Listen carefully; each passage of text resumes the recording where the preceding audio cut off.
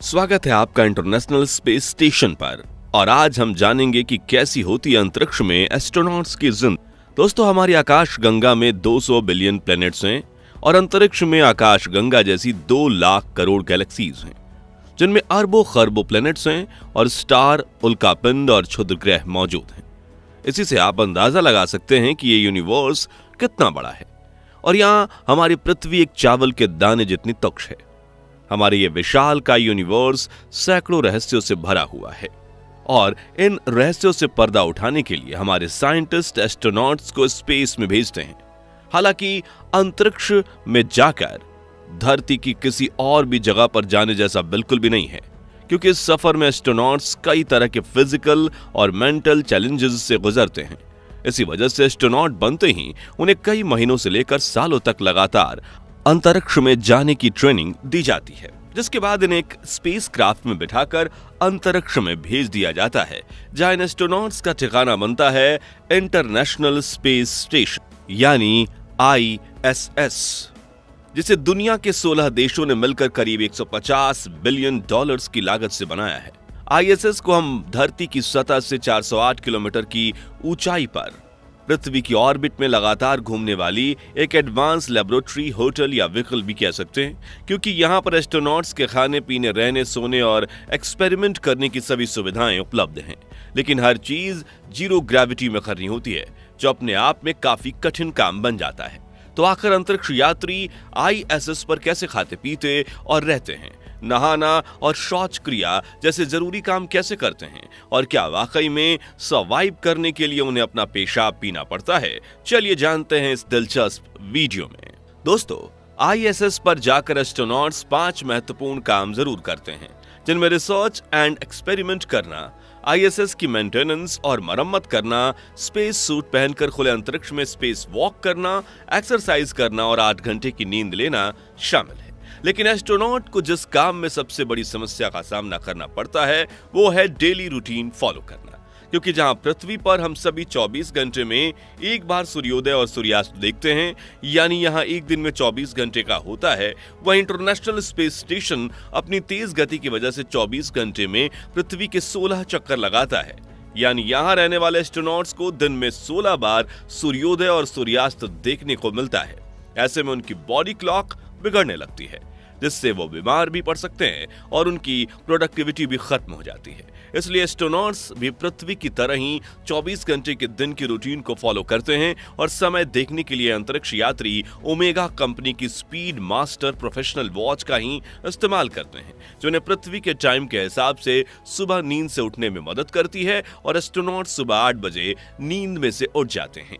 यहाँ आपको बता दें कि धरती पर गुरुत्वाकर्षण होने की वजह से हमारे पैर जमीन पर रहते हैं, लेकिन अंतरिक्ष में जाते ही एस्ट्रोनॉट्स की बॉडी वेटलेस हो जाती है और हवा में तैरने लगती है, जिस वजह से खाना पीना, टॉयलेट करना और नहाना जैसे रूटीन काम भी हवा में तैरते हुए करने पड़ते हैं, जो उनके लिए तो काफी ज्यादा चैलेंजिंग होती है। लेकिन आपको उन्हें ये टास्क करते देखकर काफी मजा आएगा।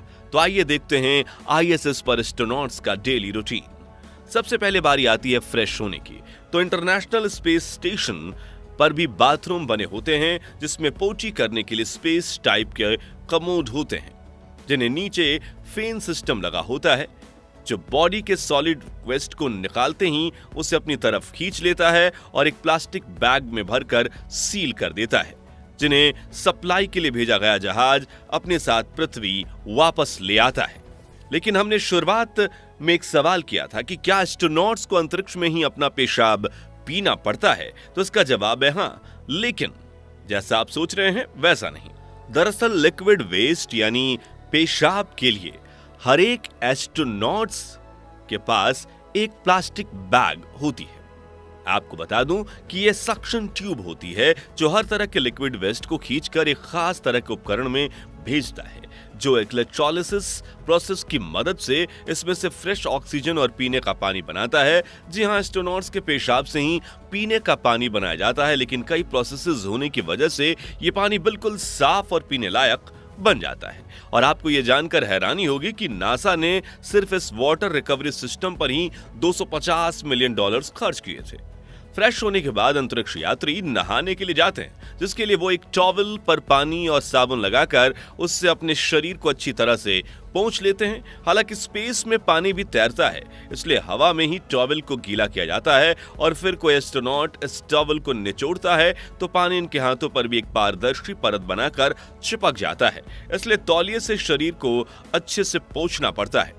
दोस्तों, फीमेल एस्ट्रोनॉट्स के बड़े बालों को धोने के लिए स्पेशल रिंसलेस शैम्पू का इस्तेमाल किया जाता है, जिससे बाल धोने में बेहद कम पानी की जरूरत पड़ती है। वहीं मेल एस्ट्रोनॉट्स के लिए बाल और दाढ़ी ट्रिम करने के लिए फ्लोबी नाम की ट्रिमिंग मशीन अवेलेबल होती है, जो वैक्यूम क्लीनर के साथ अटैच रहती है, यानी बाल कटने के साथ ही नीचे गिरने के बजाय वैक्यूम क्लीनर में चले जाते हैं। अच्छे से नहाने धोने के बाद बारी आती है कपड़ों की, तो स्पेस में टेम्परेचर 60 से 70 डिग्री के पार रहता है, इसलिए astronauts half sleeve T shirt और शॉर्ट्स पहनना ही पसंद करते हैं। और मजेदार बात यह है कि जैसे आजकल के कुछ आलसी यंगस्टर कई दिनों तक ऐसे ही कपड़े पहनकर रहते हैं, वैसे एस्ट्रोनॉट्स भी कई दिनों तक एक ही टी शर्ट पहनकर रहते हैं, क्योंकि ISS पर कपड़े धोने की कोई व्यवस्था नहीं है। अब दोस्तों, घर से इतना दूर रहने की वजह से कोई बार एस्ट्रोनॉट्स को परिवार की याद भी आ जाती है और उन्हें रोना भी आता है। लेकिन क्या स्पेस में रोया जा सकता है? और अगर हां, तो उनके आंसू कहां जाते हैं? तो इस बात का जवाब देने के लिए एक एस्ट्रोनॉट्स ने अपनी आंखों में पानी डालकर रोने की कोशिश की थी, जिस दौरान उनकी आंखों से आंसू निकल तो रहे थे, लेकिन नीचे गिरने के बजाय चेहरे पर चिपक कर तैर रहे थे, जिसे पोंछने के लिए टॉवल की जरूरत पड़ती है। खाने की बात करें तो एस्ट्रोनॉट्स धरती से खाना अपने साथ ले जाते हैं और वो हाइड्रेट फॉर्म में होता है, ताकि वो लंबे समय तक खराब ना हो। आमतौर पर खाने में अंडे, मीट, ब्रेड और सब्जियां होती हैं, जिन्हें खास तौर पर जापान, अमेरिका और रूस में ही तैयार किया जाता है। बर्तन भी खास तरह से डिजाइन किए जाते हैं ताकि ग्रेविटी के बिना कटे और चम्मच किसी के आंख, नाक और कान में ना घुस जाए। तो अपनी पसंद के रेडी टू ईट पैकेट चुनकर एस्ट्रोनॉट्स उसमें गर्म पानी मिलाकर कुछ देर के लिए छोड़ देते हैं और उनका खाना तैयार हो जाता है, जिससे ये लोग साथ मिलकर खाते हैं। आपको बता दें कि एस्ट्रोनॉट्स सुबह 9 बजे ब्रेकफास्ट, 1 बजे लंच और 7 बजे डिनर जैसी 3 मील्स लेते हैं। अब डेली लाइफ एक्टिविटीज पूरी होने के बाद बारी आती है काम करने की। तो इसके लिए एस्ट्रोनॉट सबसे पहले अपने इक्विपमेंट्स चेक करते हैं और फिर इंटरनेट के जरिए मशीन कंट्रोल रूम से कांटेक्ट करके पूरे मिशन का अपडेट देते हैं। फिर ये अपने सभी वॉक टास्क को पूरा करते हैं। जी हां, ISS पर वाईफाई लगा हुआ है, लेकिन इसके जरिए एस्ट्रोनॉट्स रील्स, मूवीज वगैरह नहीं देख सकते। बस नासा के सिस्टम के साथ कनेक्ट करके ग्राउंड कंट्रोल रूम से कम्युनिकेशन कर सकते हैं। और ISS के कुछ इक्विपमेंट्स वायरलेस टेक्नोलॉजी के साथ काम करते हैं। दोस्तों, काम पूरा हो जाने के बाद एस्ट्रोनॉट्स अपना स्पेस सूट पहनते हैं और ISS से बाहर निकलकर स्पेस वॉक करते हुए चक्कर लगाते हैं, ताकि अगर स्पेस स्टेशन के किसी बाहरी पार्ट को मेंटेनेंस की जरूरत हो तो उसकी मरम्मत कर सकें। हालांकि रोजाना स्पेस वॉक करना कंपल्सरी नहीं होता, मगर वॉकआउट जरूर होता है, क्योंकि ग्रेविटी न होने की वजह से एस्ट्रोनॉट्स के शरीर में हड्डियों और मांसपेशियों में कमजोरी आने की समस्या हो सकती है। इसलिए अपना काम पूरा करने के बाद ये लोग रोजाना वॉकआउट करते हैं, जिसके लिए ये ट्रेडमिल पर दौड़ते हैं, साइकिलिंग करते हैं और बॉडी स्ट्रेचिंग करते हैं। आखिर में डिनर करने के बाद एस्ट्रोनॉट्स साथ में बैठकर गप्पे लड़ाते हैं या अपना काम पूरा करते हैं। फिर करीब 10:30 बजे ये लोग अपने स्लीपिंग पॉड में जाकर सो जाते हैं, जहां इन्हें रेलवे के डब्बों में लगे बर्थ के जैसे ही बेड पर खुद के शरीर को स्लीपिंग बैग में बांधना होता है, ताकि अपने शरीर को एक जगह पर रखकर नींद ले सकें।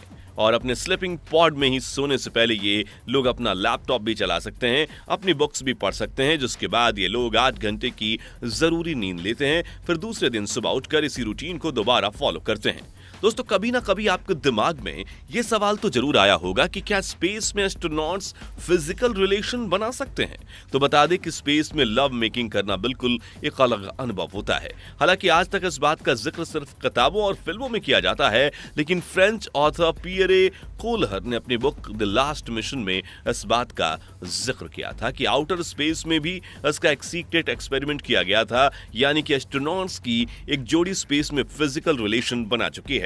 खैर दोस्तों, देखा आपने कि दूर से सुहाना लगने वाला एस्ट्रोनॉट्स का जीवन असल में कितना ज्यादा चुनौतियों से भरा हुआ है। तो क्या मौका मिलने पर आप कभी एस्ट्रोनॉट्स बनकर स्पेस में जाना चाहेंगे?